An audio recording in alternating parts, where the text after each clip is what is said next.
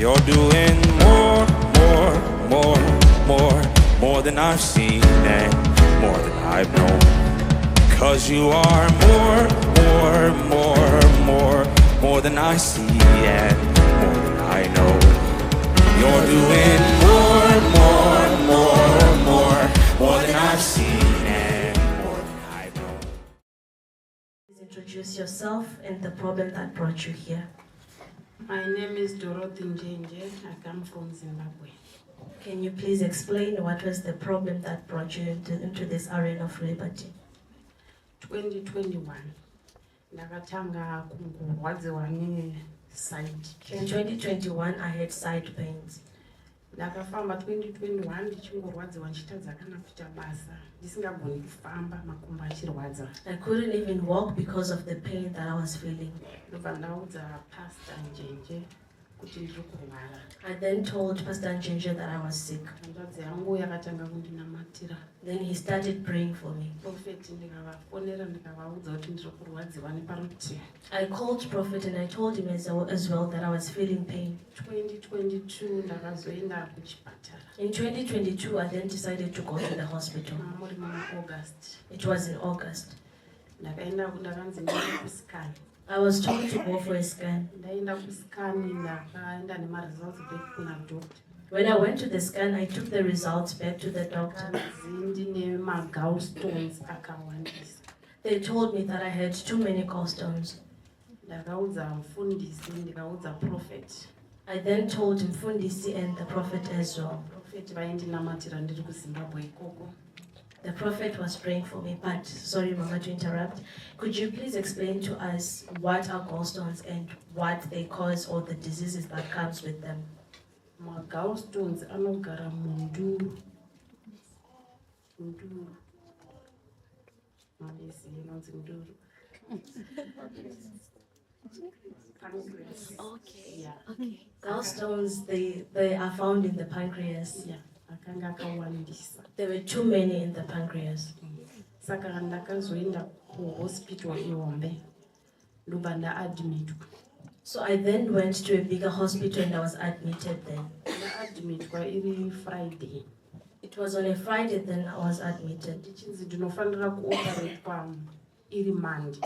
And they told me that I had to go for an operation. Before they told you all that, Mama, these gallstones that were found in the pancreas, what problems were they causing you besides only feeling pain and not being able to walk? Were there any other complications you were facing?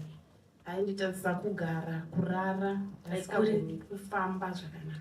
I couldn't sleep nor to sit. Kana kuita basa ndisingagoni kutakura zvinorema. Or to even carry heavy stuff, I was unable to do so because of these gallstones.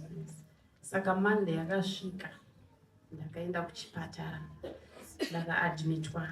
On Monday, I was then admitted.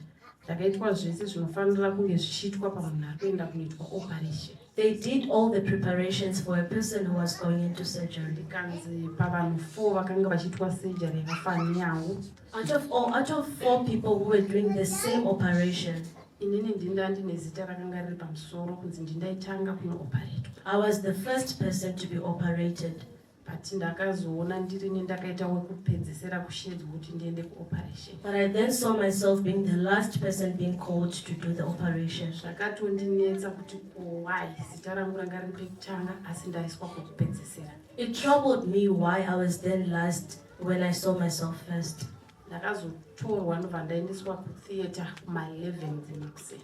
I was then taken to the theatre at 11.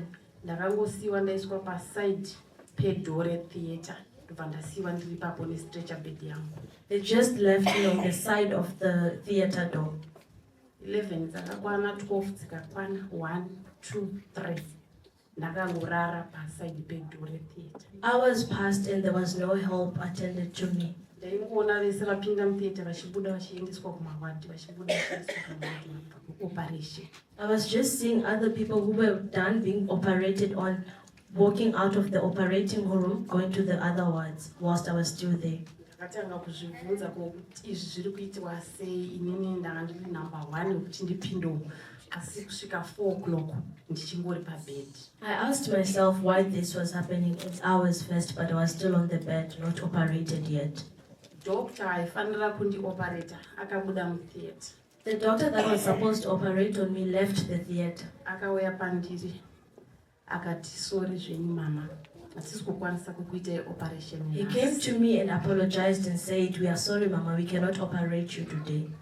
Hanzi hatina zvinhu zvakakwana zvekuti tikuoperatei. They said they had insufficient objects to operate. Ndakambobuda musodzi ndikachema ndikati ko izvi zviri kuitika why. I cried and I asked myself why this was happening. Asi vakazondikamfuta vakati munodzoka next week. Ndakazoendeswa kuward. Ndaenda kuward ndobva ndanzi ndatodischargwa zuva iroro ndakudzokera. They then told me that I will have to come back the following week, and then they took me to the ward and I was discharged. Wiki iroro rakatevera ndakaudza murume wangu kuti inini handichadzokeri kuchipatara. The following week I told my husband I'm not going to the hospital. Ndakamuudza ndikati handichaoperatwe futi. I told him I was not going to get operated again. Prophet vakandinamatira. The prophet prayed for me. My brother akati kwira uye kuno. My brother said I should got on a bus and come to South Africa. Ndakakwira ndikauya mukunoko muna November. I came in November last year. Prophet vakandinamatira kubva November kusvikira ndidzokere kuZimbabwe muna January. The prophet was praying for me from November up until January. Ndakadzokera kuZimbabwe, miri wangu wafree, ndakunzwa kuti I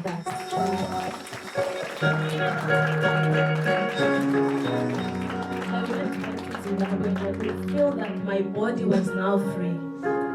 Ndadzokera kuZimbabwe, ndakadzokera kunoitwa scan. When I got back to Zimbabwe, I then went back to do a scan again. Ndakaitwa scan, ndikadzokera kwachiremba achinoverenga results angu. Akanditaurira kuti there is no more stones.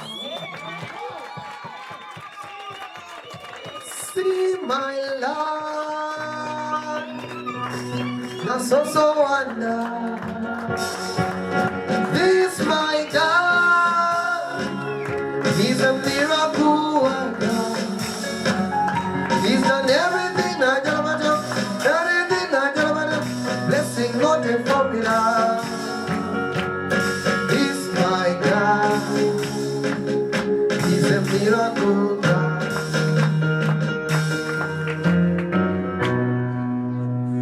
Went back to Zimbabwe and the doctors scanned me once more again and they told me that they could not find the gallstones that they once saw before. So Mama would like to ask you, what advice would you give to the people who are facing similar situations to what you were facing? I would like to say to all those who are sick with many different diseases, our Lord is the only healer. We can go to the doctors, but the one who heals is our good Lord. I never thought that I would reach a point whereby I was healed without being operated on. All these years past, I was a person who was used to operations. If I was operated now, it was going to be the third operation. I just want to thank God. Goodness and mercy, mercy.